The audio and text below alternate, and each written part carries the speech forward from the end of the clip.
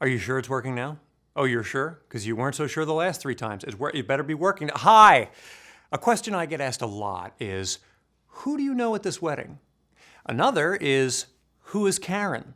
Well, to put this whole thing to bed once and for all, which is why I will never look at garbage the same way again. Kind of like the protagonist of this next film. Enjoy.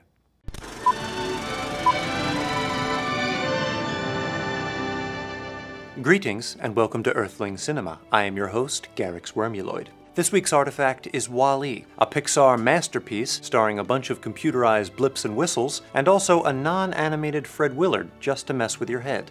Our story begins on Earth, which the Earthlings have abandoned in protest of the Electoral College. The planet's maid, Wall-E, is left behind to clean up all the garbage. Well, not really clean it so much as stack it into piles that would definitely fall over with the slightest earthquake. One day, a sexy default Twitter avatar named Eve comes to town and starts scanning for vegetation, sexily. She's got nearly 200 million square miles to cover, but fortunately, Wall-E gives her a plant after like 10 minutes of work. Good thing she landed in exactly the spot where Earth's only resident lives, huh? When Eve's spaceship returns, Wall-E hitches a ride so he doesn't have to keep hanging out with a cockroach. They find the humans, who have just been chilling on a carnival cruise this whole time, soaking up the sun's delicious calories. Wall-E and Eve meet the captain and discover that if they place the plant in an arbitrary spot on a purely recreational part of the ship that has nothing to do with the command center, the ship will send itself back to Earth. Piece of cake in a cup. Unfortunately, the autopilot has explicit orders to be an obstacle, so he mutinies, sending Wall-E and Eve to the trash compactor so Wall-E can feel more at home.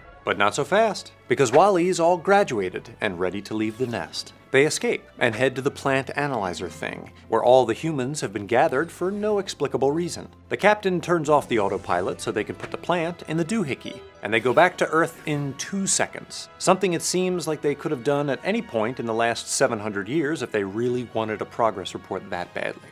Wall-E satirizes mass consumerism by depicting a planet destroyed by the insatiable need for newer, flashier stuff, even though in actuality, we know Earth was destroyed by something far more sinister and impossible to predict. Ironically, the film presents this world of overconsumption in the minimalist style of the silent film era. Rather than dialogue, Wall-E communicates its message using the actions of its title character, whose antics are reminiscent of early stars like Buster Keaton, Charlie Chaplin, and Woman Stomping on Grapes. The film also warns about the over-reliance on technology, even good technology, like an eyebrow straightener. 21st century Earthlings manufactured countless gadgets in the name of making life more convenient. But at what cost, I ask you? What cost? The humans aboard the Axiom take this trend to the extreme. They are so comfortable with technology that they have placed their free will in its cold metallic handles. They have traded their autonomy for automation, a little wordplay for the fans, free of charge. The passengers' last remaining decisions are meaningless ones. Try blue, it's the new red. And critical thinking is remembered only as a laughable antiquity. Wow, will you look at that? After centuries of physical and mental atrophy, plus all that time they spent in space, humans have devolved into nothing more than overgrown babies. This creates a Hoover vacuum of power that allows the autopilot to take control.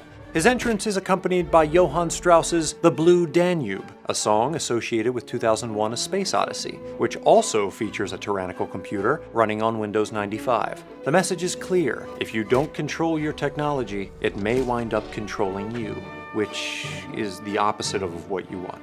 Wall-E and Eve's role in the salvation of the human species is reminiscent of the biblical story of Adam and Adam's girlfriend. The two robots inhabit Earth alone, similar to the Olive Garden of Eden, which is usually pretty empty except for like one couple. Just as humanity supposedly consists of a line of children descended from Adam and the other one, I forget her name, Wall-E and Eve are the genesis of man's rebirth. Wall-E impregnates Eve with the plant, which causes her to transform into a fertilized egg and start wearing some questionable maternity clothes. This act ultimately leads Wall-E to the Axiom, which sort of sounds like it could be a Bible name, thus triggering the salvation of the human species. As Wall-E and Eve complete their mission, the humans begin to grow up.